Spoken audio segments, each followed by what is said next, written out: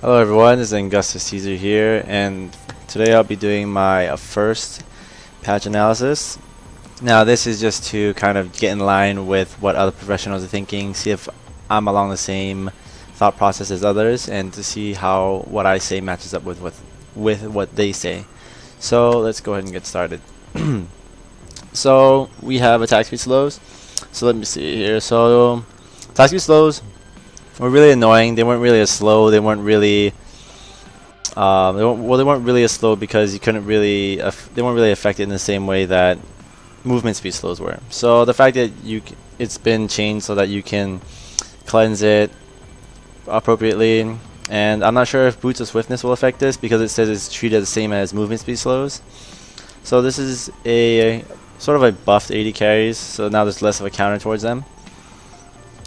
Let's see what champion dashes is, just kind of say like to nerf strong gap closers, add some counterplay, and once they go in they can kind of stick really well, but now not so much as your CC will affect them as soon as they land. And let's see here, we're gonna go to Aatrox. Aatrox, his 50% attack speed at level 1 was really strong. The fact that it didn't scale just said that it needed to be nerfed. And let's see what we have here.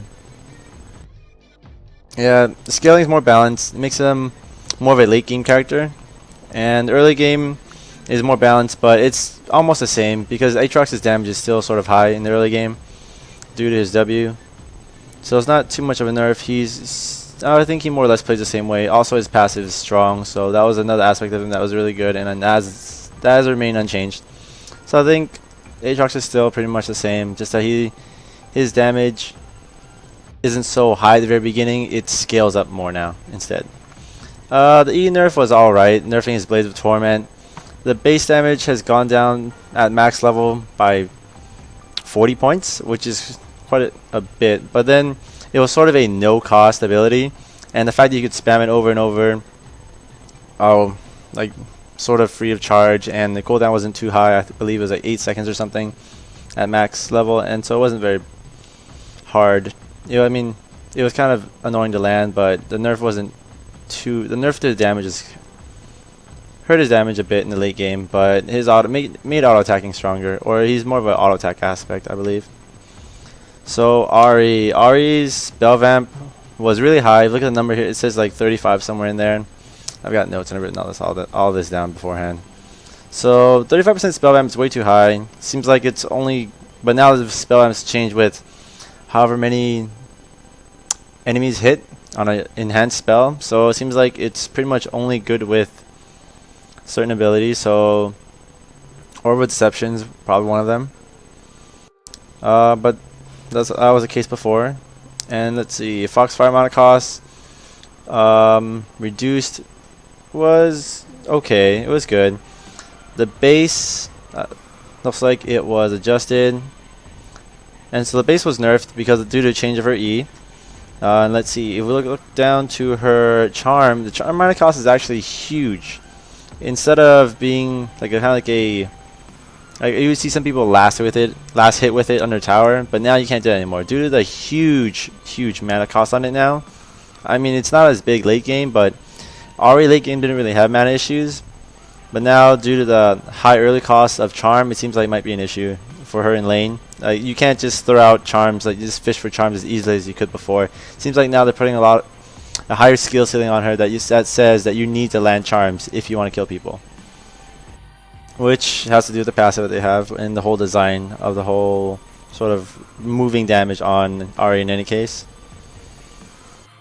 Let's see, her spirit rush numbers are adjusted for a new charm, so the base damages went down. Let's see here. Yeah, base numbers went down, but it looks like ratios went down as well. Yeah, so the damage went down, but if you calculate the amount of damages, though, so 20% of 450 is a lot more than 500 damage at max, even with more AP. Due to the percent increase, I believe it's multiplicatively. I have a hard time saying that word. Anyway, moving on. So, yep, lower scalings to compensate for her potential high base damage. So Ari is really all about being good with her. You can't really just toss out skill shots and kill people as easily as you could before. So, moving on to Corki. Corki had a really strong laning phase, so his burst and sustained damage was too high. His all-in with his rocket was too good. You could constantly throw out rockets in between your auto attacks, which made his overall damage over a period of time really high. His poke was really high, and his dual and poke was just too strong. So overall, Corki's laning phase is really strong, so these nerfs kind of knock those closer to where the 80 carries are. So base damage was nerfed a few points, but late game is still the same.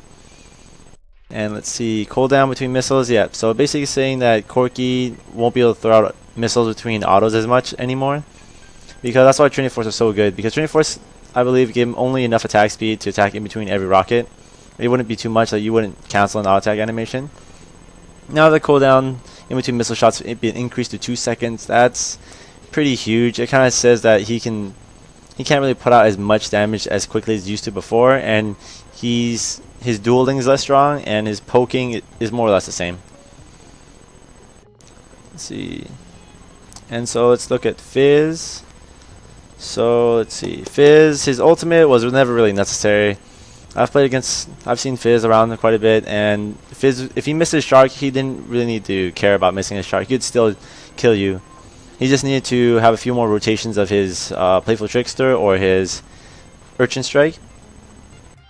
So his ultimate wasn't really important, and the damage is kind of lackluster on it from how I felt about it personally, from personal perspective. Let's see. And now it's harder for Fizz to just two-shot you. He really needs to land his ultimate, and his ratio has been nerfed quite a bit. Active ability ratio. Yep, the ratio's been nerfed quite a bit, but it still does a good amount of damage. But I think it's just to hurt his scaling in his late game, and just to put more reliance on the shark, which people didn't really rely on anyway. I'm gonna skip Heimerdinger. There's a lot of numbers in here, and it's all a lot of speculation, so I'm just gonna skip that. Maybe do another video on that. On the Jinx, so number of Pow Pow needed to go down, but numbers were way too high. When you can potentially get 50% attack speed at level 1, you know that shit needs to be nerfed. That's just why Aatrox's passive got nerfed. So Pow Pow's numbers were too high, so they got nerfed down. Steel Scale's the same, which is fine. That's what Jinx was about. Let's see. So ratio of Zap. I believe you look at Caitlyn. So let's look at Caitlyn real quick. Caitlyn. There we go. Alright, so Caitlyn's Piltover Peacemaker. Physical damage. So it had a higher ratio, but it decreased. So let's just compare. Let's see. 120. 130% ratio. Same as this. Oh, where'd it go? Okay, so Jinx's Zap had the same ratio as Caitlyn's Piltover Peacemaker, except her Zap had a higher base damage than Caitlyn's Q. So basically, that means that if you think Caitlyn's Q chunks you, Zap hits you way harder than that. And so, to sort of basically make Zap a less attractive skill, I guess, is to nerf the base damage. The base damage, maybe if they nerfed it at the same point as Caitlyn, but I guess it's supposed to be weaker, because Caitlyn's Piltover Peacemaker is supposed to chunk supposed to reward you for hitting the first target, whereas Zap just hits really hard for whoever you hit. So it's just saying that Zap's base damage was too high, and combined the ratio was just too good. And the mana cost going up. Jinx doesn't really have mana problems in mid game, so the mana cost going up just to say that she can't spam it. You can't just stupidly spam it as much as you used to. And no longer reveal stealth units. I'm not sure if that means it doesn't give sight, or if that means it doesn't tag them with sight. Because if you hit Vayne and then she stealths, can you still see her? Or does it mean that if she hit Vayne while she's stealthed, it doesn't reveal her? No idea what this means. But one or the other, it doesn't really make that much of a change, I think. Maybe it makes some lane counters easier. Like makes laning against her a little easier, I guess, if you have stealth. So Kassadin, that's kind of an issue. Let's see, Kassadin. So Kassadin's magic resist per level got nerfed. So now he has no magic resist per level, just like almost everyone else. So he's a lot squishier, than before, but his passive still good. But he is squishier, no doubt. And let's see, Null Sphere's base damage got nerfed down. 280 at level 5 is stupidly huge. An average, I think, is 240. I think maybe they should have nerfed it maybe down to 240 and just keep some of the numbers the same for the silence. But instead, well, I won't go into what I think, but base damage was reduced by, late game is reduced by 60 points, and that is a lot of damage that's been reduced, and there's no ratio to compensate, which is basically saying that this ability was just did too much damage in general, and so they nerfed it down. But the ratio, I mean the silence duration got increased, but it's more or less the same late game. But the base silence duration is increased, which is basically saying that his laning phase is easier. So it's a nerf to his mid game, but a buff to his laning phase. So which is saying that playing Kassadin is almost easier in a sense. And let's see what we have here. Okay, so the mana cost was reduced, which is, yep, again saying that his laning phase is getting easier. And Rift Walk, this is a kind of controversial change. So base damage has went up because I guess people didn't. The base damage was only increased from it only increased by 10 points at level 2, which is pretty shit. I believe that some players just skip the second point of Rift Walk and put it into Force Pulse. And let's see, so Rift Walk base when it's up goes up, stacking damage goes down, but to compensate, the stacks had flat damage, but now they have ratio, making stacking your Rift Walk stronger. Also, refunding half the total mana cost when rift walking into an enemy. It's like an R and a W. Those words, like an R into a W, is just so hard to say. So, Rift Walk, refunding half the mana cost if you hit an enemy, really rewards repetitively using it in the mid-late game. If you can use it continuously and you keep on hitting champions, then you can pretty much continue stacking your Rift Walk, because in a team fight, Rift Walk will eat a lot of mana, and at a certain point, if you stacked it too high, let's say you stacked it twice before you got into a fight, it would eat a lot of mana. But now you can Rift Walk towards a team fight, Rift Walk onto an enemy, hit them for a lot of damage, because now it says your passive, no, not passive, but the stacks have a ratio to it. Now the stacks have a ratio on top of your Rift Walk ratio that it already has, it makes stacking so much stronger. And so it makes stacking pretty OP in my opinion. Kassadin's assassination power and his late game got stronger. His assassination power got a lot stronger, but his level 9 laning phase got nerfed because of the damage on Null Sphere. But they give him so much more damage on his Rift Walk, I think it's kind of dumb. It's not really nerfed. It's kind of just like, it's kind of a buff actually. It's dumb. Okay, so Morgana, quality of life changes to make her laning easier. So her attack range increased, her attack speed increased, and the responsiveness of it increased, or responsiveness improved. Tormented Soil, base damage went up, ratio went down, but now there's missing HP damage, missing percent of HP, missing HP. So overall damage went up, and scaling went up. So when you give a champion a percent of HP ratio, you automatically make their scaling a lot better, because everyone's HP goes up, and so even if you put 1 point in ability, because it has a percent of HP ratio, it's automatically doing more and more damage the further into the game you go. You don't need to necessarily build damage for it to do more damage. So Tormented Soil damage, base went up, and let's see, base went up and ability power went down. I think it's overall the base damage on it is actually higher. If you calculate the missing percent of missing HP into it, the base damage on it is actually higher, which I don't think is the right thing to do. Maybe it is, because actually it used to do used to do MR Shred, so it did more over time. Let's see, on Olaf, I haven't really played too much Olaf, but let's see what we can find about him. I feel like Olaf was a little underplayed and widely considered weak with the rework. And the Q slow is now very strong. So the Q slow went from 1.5 seconds, from 1 second to 2.5, max of 2.5 seconds. So let's just say his ganking is stronger and his jungling is stronger due to the mana cost reductions. So I mean, 5 more mana is sort of a big deal, not really. But then 60 mana flat throughout all levels is really good. It makes his jungling really. It's a buff to his jungling and a buff to his laning.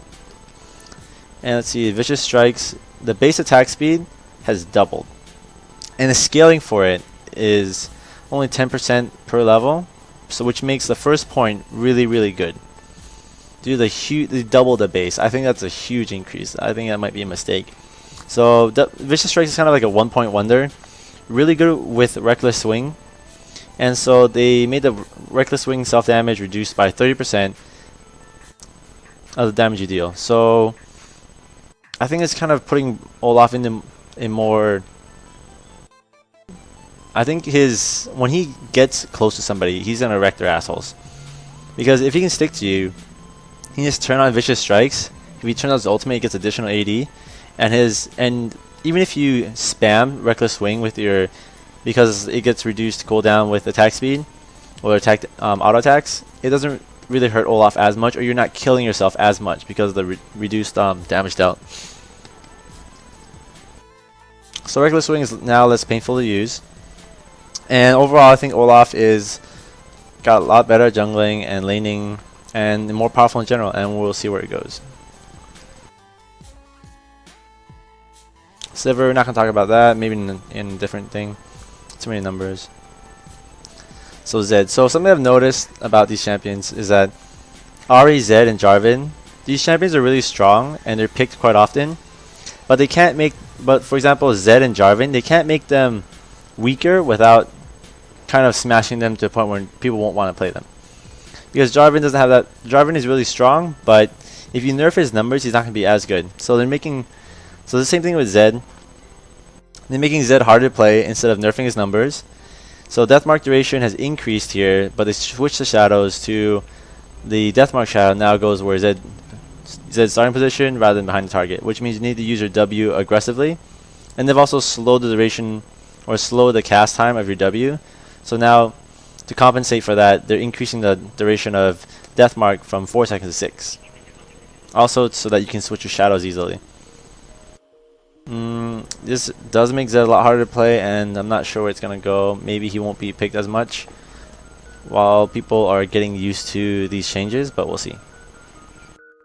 Not going to talk about Ziggs. I can't really say anything about Ziggs. I don't know anything about him. So Zyra. So the first thing they changed is the Deadly Bloom. The range is really high. 825 is too high for any champion, I think. Let's see, and so damage got reduced and the ratio went up just like the changes say. It's just to nerf support Zyra and the buff AP Zyra. At the same time, her rampant growth, her seeds were really strong. They gave way too much cooldown reduction. I actually maxed seeds first. I'm not sure. I think everyone maxed rampant growth first because it gave global cooldowns on all your abilities. You had a faster ultimate, faster Qs, and faster snares. It was almost as if you were leveling them up. Almost as if you're leveling up your Deadly Bloom and your Stranglethorns at the same time due to the fact they gave you cooldown reduction. And also Zyra's plants scale on the damage scales on her level, so there's no point in raising her Deadly Bloom or Stranglethorns if you're playing support. So let's see here. Yep, gave her too much global cooldown for free. And the per level, the base damage went up on her plant damage, but the scaling went down. I think this is saying that they're gonna nerf her mid and late game with their plants, but they're increasing being aggressive with your plants early due to the damage increase. So yeah, I think it's saying that being aggressive early with your plants is better for Zyra now rather than holding on to them. Maybe? I'm not sure. I'm not too sure where this goes. Let's see. Fact that seeds can be stepped on. I guess it's okay, not really that great. So jumps. Okay, so the bug fixes. So let's see. Yep, it like this chain says, it forces Jarvan to be more accurate, and it's a kind of a huge nerf. The range radius is reduced by 80 units. That's quite a bit, I think. And so it's a lot harder to knock people up. You don't get those stupid knockups where you're next to Jarvan. You're next to the flag, you're not on top of the flag, and you still get knocked up. It's just, it looked really dumb. It's like Jarvan just blew you into the air for no reason. So yeah, they couldn't nerf his numbers, so they made him hard to play instead. He was just picked everywhere and all the time. Almost every professional jungler made Jarvan their secondary jungler, just because he was so good. And let's see here for Syndra. Let's go down Syndra. Yep, same thing with Shen. They nerfed him, made him hard to play. Let's see, Syndra. They increased the range of Scatter the Weak, which I think is a buff to her pick-off potential and her snowballing. Playing Zyra a little bit, and then let me just close that. So playing Syndra a little bit and playing against Syndra, hitting the stun really gets you ahead, because if you hit someone with the stun, it means you can immediately follow up with your another Q and then their ultimate, which does a lot of damage. And so I think her snowball potential went up, and now that it's easier to hit with it actually shows you where your Dark Spheres will go. It's a little easier to play her. So I think her snowball potential went up due to the 50 range increase, and I think she's may see her more often just because people don't play her that often. I think people will get caught off guard due to the huge stun range that she has now. Let's see, Thresh, if I'm reading this correctly, he's better mid-late game and feels snappier. So his attack speed per level went up to 3% instead of 1, so that's really good. And his base attack windup is reduced for a quarter of his attack speed. Quarter of his every attack speed, 1% attack speed. 4%, whatever. I have no idea what this means, but I think it means that he feels more snappy. And let's see, so last guy we're going to look at is Tryndamere. So basically Tryndamere, seen him quite a bit. He's in a decent place, but again, they can't really nerf Tryndamere and nerf his numbers without making people, or making him significantly weaker. So just kind of changing the playstyle of Tryndamere.